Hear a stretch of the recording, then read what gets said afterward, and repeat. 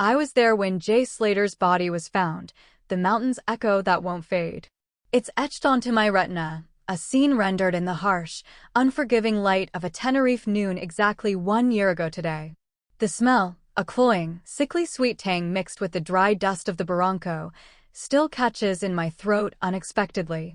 Please subscribe to my YouTube channel. The sound, not of voices but of that profound, heavy silence that descends when the unthinkable becomes concrete reality. I was there. I stood on that jagged ridge overlooking the Masca ravine, camera heavy in my hand, notebook damp with sweat in my pocket, when the shout went up. The one that wasn't a shout of triumph, but a low, guttural utterance of grim finality.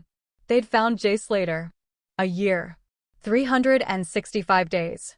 It feels like a lifetime compressed into a single, suffocating moment that replays endlessly. It haunts me. Not just the visceral horror of that discovery, though God knows, the image of the recovery team navigating that treacherous slope, the solemnity of the draped stretcher coming up, is burned deep, but the relentless, gnawing unknowing. The questions that coil like snakes in the quiet hours before dawn, tightening around reason. The weight of witnessing. I wasn't family. I wasn't even a close friend. I was a journalist, assigned to cover the search after it ballooned from a missing persons report into an international frenzy. I'd walked those same paths near the remote Airbnb in the tiny village of Masca, felt the oppressive heat radiating from the volcanic rock, seen the sheer drops hidden by deceptive scrub. I'd spoken to exhausted volunteers, watched Jay's mother's face crumple with a hope that grew more fragile with each passing sunset, documented the swirl of rumors and wild theories that filled the vacuum of facts. Being there for the end felt intrusive. Necessary for the job, yes, but heavy with a voyeuristic guilt I can't shake. We were kept back, a respectful distance mandated by the Guardia Civil, but the atmosphere was palpable. The frantic energy of the search vanished, replaced by a chillingly efficient solemnity. The air seemed to thicken. The relentless Tenerife sun, usually a cheerful companion, felt accusatory, bleaching the color out of everything except the stark reality below. Please subscribe to my YouTube channel. Seeing the body recovered wasn't like television. There was no dramatic music, no clean resolution. It was raw, arduous, and profoundly sad. A young life, vibrant and messy, reduced to a tragedy being carefully, respectfully, winched up a cliff face. That moment stripped away the noise, the social media detectives, the conspiracy theories, the lurid headlines. It was just death, immense and irrevocable, laid bare under a merciless sky. And I witnessed it. That proximity, that sensory overload of sight and smell, and the crushing weight of grief hanging in the air, imprinted itself on my psyche. It became personal in a way no other story ever has. The echo chamber of uncertainty, why it haunts. So why, a year on, does Jay Slater's case cling to me with such tenacity? Why does it invade quiet moments, coloring the landscape of my own thoughts? The abyss of the why, the official conclusion, misadventure. A tragic accident. A young man, disoriented, possibly intoxicated, making a catastrophic series of decisions in a lethally unforgiving environment. Logically, it fits. The terrain is brutal. The drop where he was found is sheer obscured. The path he allegedly tried to take, according to phone data, was barely a goat trek. One misstep, one moment of dizziness or confusion in the pre-dawn dark, and it's over. Simple. Terrifyingly simple. And yet, why did he choose that path? Why leave the relative safety of the road after his phone died? What was the state of his mind after that rave, the reported arguments, the missed calls? The official verdict closes the file, but it doesn't fill the chasm of understanding. The fundamental human need to comprehend why this particular young man met this particular end remains achingly unsatisfied. 2. The torrent of noise versus the silence of facts. Covering the search was like trying to drink from a fire hose of speculation. 1 minute, Jay was embroiled in a drug deal gone wrong. The next, he'd been kidnapped. Then he was living off the land, or he'd staged his disappearance. Armchair detectives dissected grainy photos, analyzed phone pings with misplaced confidence, accused friends, pointed fingers at everyone from local criminals to the British tourists he'd last seen. The sheer volume of baseless, often cruel, conjecture was staggering. Then, the discovery. Silence. The official pronouncement. And the noise, rather than stopping, just mutated. Now it was whispers of cover-ups, of missed clues, of authorities brushing things under the rug. The dissonance between the chaotic, ugly circus of speculation and the stark, silent finality of the recovery is jarring. It feels like truth got lost somewhere in the maelstrom, and the quiet, official version doesn't quite dispel the lingering shadows cast by all that noise.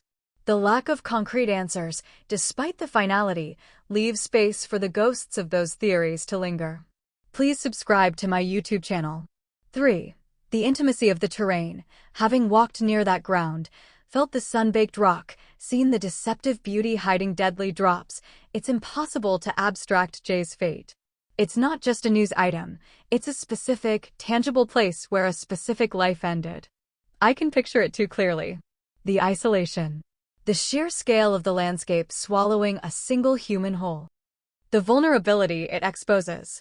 It makes mortality feel less abstract, more like a tangible presence lurking just off the safe path. That landscape, once just dramatic scenery, now feels charged with a somber, unsettling energy. It's a constant reminder of how quickly things can unravel. 4. The specter of preventability. This is perhaps the sharpest thorn. The haunting what-ifs. What if his phone hadn't died? What if he'd stayed on the road? What if he'd told his friend more about his exact location? What if the initial response had been different?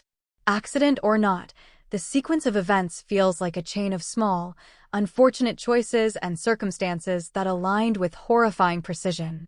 It highlights the terrifying fragility of our existence. One different decision, one piece of luck going the other way, and Jay Slater might be just another young Brit reminiscing about a messy holiday, not a name etched onto a tragic headline. The proximity of that alternative reality, the one where he made it back, is agonizingly close, making his actual fate feel cruelly arbitrary. What I really think happened. Navigating the murk.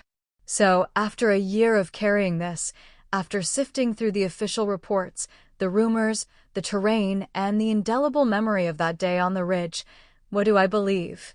It's not a detective certainty, but a journalist's weary, haunted deduction, colored by witnessing the aftermath.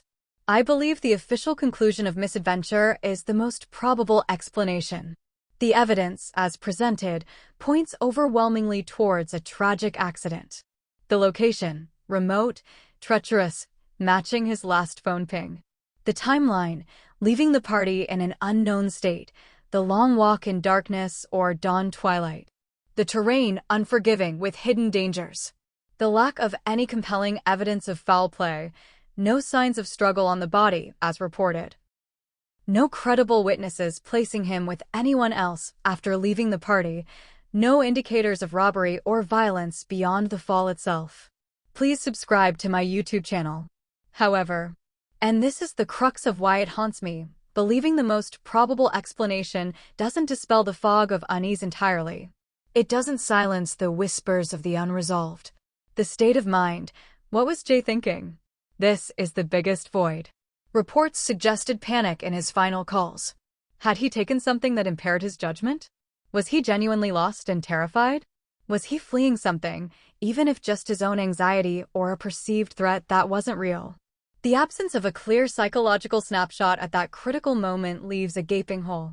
Without understanding his internal state, the why of his path choice remains frustratingly opaque. The missing hours. While the phone data traces his general route, the precise sequence of events between his last call and the fatal fall is lost. What happened in those hours? Did he rest? Did he try multiple paths? Did he encounter anyone, however briefly? This gap is fertile ground for lingering doubt, even if it likely contains nothing sinister. The amplification of the ordinary. In the brutal clarity of hindsight, ordinary events take on sinister hues. The reported argument at the rave. The missed calls. The British men he partied with. In the context of a tragic accident, these are likely just the messy details of a young man's night out.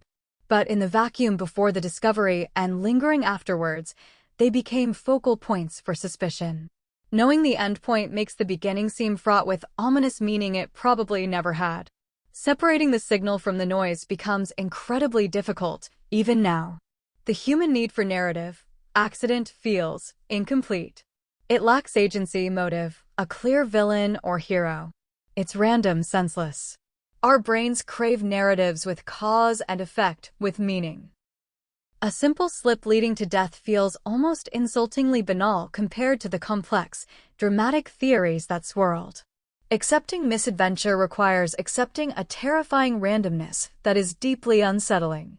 It's easier, in a perverse way, to imagine a plot, even a tragic one, than to accept that life can be extinguished by a moment's misstep in the wrong place. Please subscribe to my YouTube channel. Therefore, what I really think happened is this. Jay Slater, after a long night at a rave, likely intoxicated and certainly exhausted, found himself stranded in a remote location as dawn broke. His phone died, severing his lifeline and amplifying panic. Confused, disoriented, and desperate to get back or find help before the heat intensified, he made a catastrophic error in judgment. He attempted a shortcut through the ravine, a landscape that, from certain angles, can look passable but is riddled with invisible cliffs and unstable ground. In his impaired and panicked state, he didn't perceive the true danger. He fell. But I also think the full story, the precise sequence of his thoughts, the exact trigger for his panic, the final moments of confusion or fear, died with him on that mountainside. The official verdict is the framework, but the intimate human details, the why behind his specific choices in those final hours, are lost forever to the silent rocks of the Masca ravine. That missing emotional and psychological narrative is the ghost that lingers. It's the part that makes misadventure feel like an answer that explains the how, but not the resonant, human why. Living with the echo. A year on, The Haunting isn't about ghosts in the supernatural sense. It's about the echo of a life cut brutally short. It's about the fragility we all share, exposed so starkly on that mountainside. It's about the relentless power of landscape to dwarf human endeavor. It's about the uncomfortable truth that sometimes, the loudest questions are met only with silence. Please subscribe to my YouTube channel. I think of his family often. Their grief is the real, enduring monument to this tragedy, far beyond any headline or unresolved theory. For them, The Haunting is visceral, a daily ache no verdict can soothe. For me, the journalist who witnessed the grim conclusion, The Haunting is a quieter, persistent unease. It's the scent of dry earth and something else on a hot day. It's the sight of a steep, rocky path. It's the unsettling realization that the line between an ordinary night out and an irreversible tragedy can be terrifyingly thin, dictated by a few seconds of misjudgment in an unforgiving place. Jay Slater's story ended in the harsh light of a Tenerife ravine 1 year ago today. But the questions it raised about chance, vulnerability, and the maddening gaps in our understanding of another's final moments, those questions, for me at least, continue to resonate in the quiet. They are the mountain's echo, a reminder of the profound mystery that can linger, even when the case is officially closed. The file may be shut, but the silence it contains is far from empty. It's filled with the relentless, haunting whisper of what if and the chilling acknowledgement that some cliffs are not just physical, but exist in the terrifying fragility of our own existence.